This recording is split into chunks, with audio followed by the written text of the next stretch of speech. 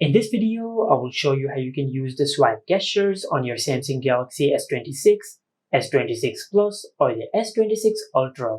Now before we start, I will show you how you can enable the swipe gestures. For that, just go to Settings, and under Settings, just tap on Display.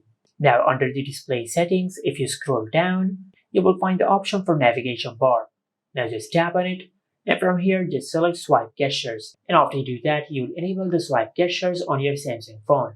Now to use the swipe gestures, first of all, let's start with how you can go back. Now if you have opened any menu on your Samsung phone and if you want to go back, for that you can swipe either from the right or from the left side of your Samsung phone, just like that. And by doing that, you will be able to go back. Now if you have opened an app and if you want to go to your home screen, just swipe up from the bottom of the screen, just like that.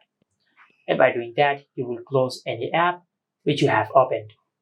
But after going to the home screen, the apps will still run in the background. Now to remove the apps from the recent apps section, just swipe up and hold from the bottom of the screen, just like that.